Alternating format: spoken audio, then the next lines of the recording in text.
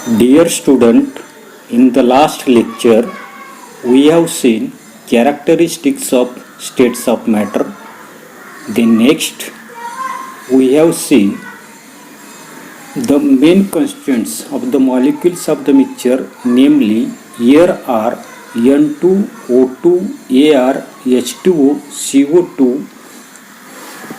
आपण सर्वसाधारणपणे या ठिकाणी आपल्या लक्षात येत नसते की या ठिकाणी असणारे जे काही हवा जे आहे तर त्या हवेचे असणारे जे काही मुख्य अशा प्रकारचं असणारे जे काही कॉन्स्टिट्यूएंट जे आहेत तर याच्यामध्ये सर्वसाधारणपणे नायट्रोजन, ऑक्सिजन, आर्गॉन, वॉटर आणि CO2 याची त्या ठिकाणी बनलेली असते.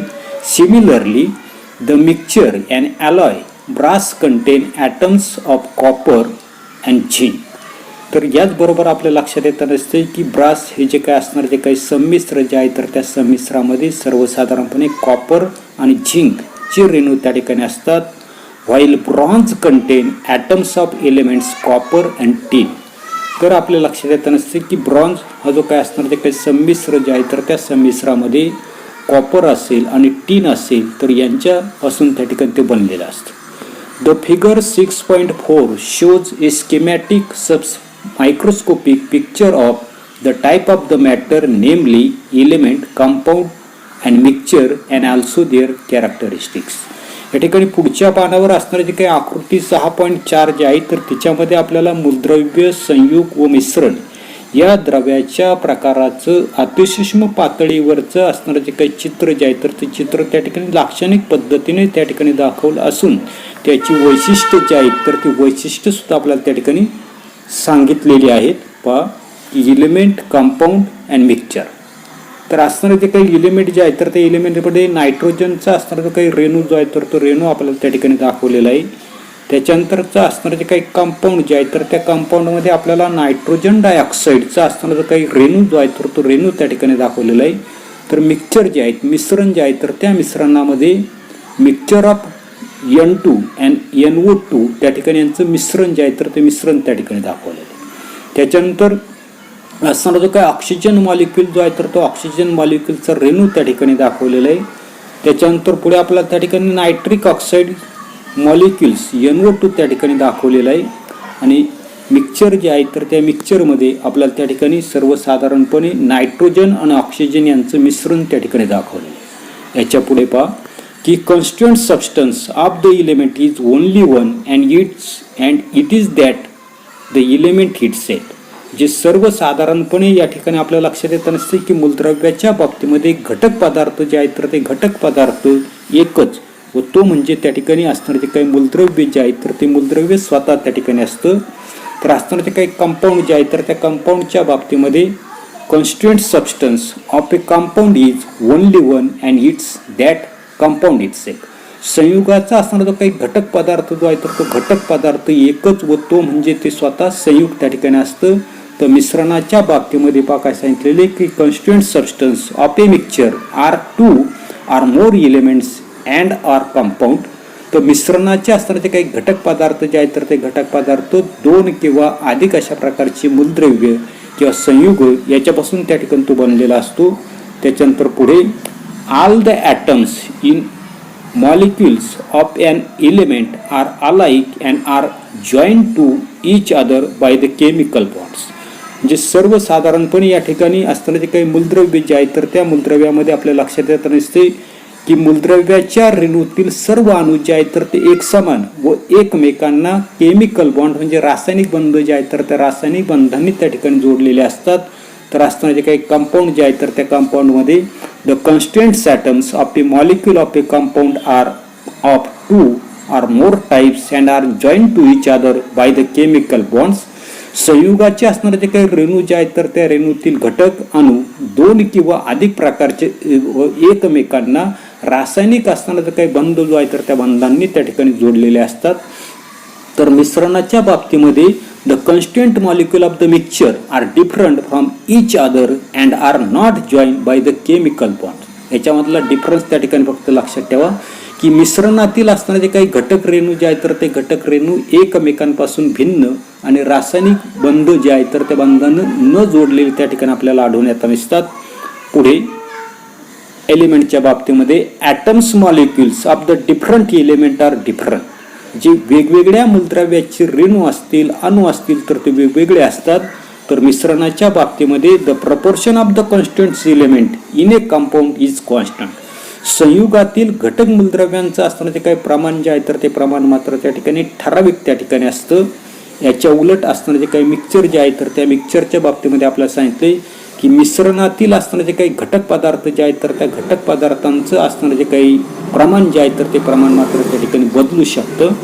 त्याच्यानंतर पुढे संयुगाच्या बाबतीमध्ये सांगितले कंपाऊंडच्या बाबतीमध्ये properties of the compounds are different than those of the constituent element. जे संयुगाचे असणारे जे काही गुणधर्म ते संयुग ज्या घटक मूलद्रव्यांपासून त्या ठिकाणी बनलेले तर त्याच्यापेक्षा त्याचे असणारे जे काही गुणधर्म जे आहेत तर ते गुणधर्म मात्र त्या ठिकाणी वेगवेगळे असणारे. तर मिश्रणाच्या बाबतीमध्ये आपल्या लक्षात येत नसते the properties of the constituent substance are retain in the mixture. तर मिश्रणामध्ये त्याचे घटक पदार्थाचे जे काही गुणधर्म जे आहेत तर ते गुणधर्म मात्र जसेच्या तसे त्या ठिकाणी राखले जातात. त्याच्यानंतर पुढे पहा डू यू नो, तुम्हाला माहीत आहे का, वॉटर ए कंपाऊंड, पाणी एक संयुग. Pure water is a compound formed by the chemical combination of the elements hydrogen and oxygen. आपल्या लक्षात येत नसते की शुद्ध अशा प्रकारचं असणारं जे काही पाणी जे आहे तर ते पाणी हायड्रोजन आणि असणारं जे काही ऑक्सिजन या दोघांचा असणारा तो काही संयोग जो आहे तर तो संयोग त्या ठिकाणी होताना दिसतं. आणि असणारं तर काही पाणी जे आहे तर त्या पाण्यासारखं असणारं जे काही संयुग जे आहे तर ते संयुगानं त्या ठिकाणी बनलेलं असतं. पुढे whatever may be the source of the water the proportion of it constituent element oxygen and hydrogen by weight is always 8:1. म्हणजे सर्वसाधारणपणे आपल्या लक्षात येत नसतं की पाण्याचा असणारा जो काही कोणताही स्रोत जो आहे तर त्या कोणत्याही स्रोतामधील असणारं जे काही ऑक्सिजन काय सांगितलेले की सर्वसाधारणपणे कोणताही पाण्याचा स्रोत त्या ठिकाणी जर घेतला तर असणारं जे काही ऑक्सिजन आणि हायड्रोजन यांचं असणारं जे काही प्रपोर्शन जे आहे तर ते प्रपोर्शन किती सांगितलं आपल्याला 8:1 8:1 अशा प्रकारचं त्या ठिकाणी असतो. म्हणजे आता कोणताही स्रोत म्हणजे विहिरीचं घ्या, नदीचं घ्या, बोरवेलचं घ्या, कोणतंही पाणी घ्या तर त्याच्यामध्ये असणारं जे काही ऑक्सिजन आणि हायड्रोजन या घटक मूलद्रव्यांचं वजनी प्रमाण जे आहे तर ते 8:1 त्या ठिकाणी असणार आहे. त्याच्यानंतर पुढे hydrogen is a inflammable gas while oxygen gas support combustion. तर या ठिकाणी असणारं जे काही वॉटर जे आहे तर ते वॉटर ज्या हायड्रोजन आणि ऑक्सिजन पासून त्या ठिकाणी बनलेलं असतं. तर याच्यामधलं आपल्याला सांगितलं की हायड्रोजन जो आहे तर तो हायड्रोजन काय सांगितलंय इनफ्लेमेबल. इनफ्लेमेबल म्हणजे ज्वलनशील, म्हणजे तो त्या ठिकाणी जळताना त्या ठिकाणी दिसतो. तर याच्या उलट असणारा जो काय ऑक्सिजन जो आहे तर तो ऑक्सिजन काय सांगितलंय ऑक्सिजन गॅस सपोर्ट कंबॉक्शन. ऑक्सिजन जो आहे तर तो मात्र काय करता नसतो ज्वलन जे आहे तर त्या ज्वलनाला त्या ठिकाणी काय करता नसतो मदत करता नसतो. However the compound water formed by the chemical combination of the gases element hydrogen and oxygen is a liquid. आणि या ठिकाणी आपल्या लक्षात येत नसते की पाणी जे पाणी त्या ठिकाणी सर्वसाधारणपणे असणारे ते काय हायड्रोजन आणि ऑक्सिजन याच्या काही दोन मूलद्रव्यांपासून गॅसेस मूलद्रव्यांपासून बनलेलं असतं. तर त्या ठिकाणी ते द्रव रूपामध्ये त्या ठिकाणी आपल्याला आढळून येताना दिसतं.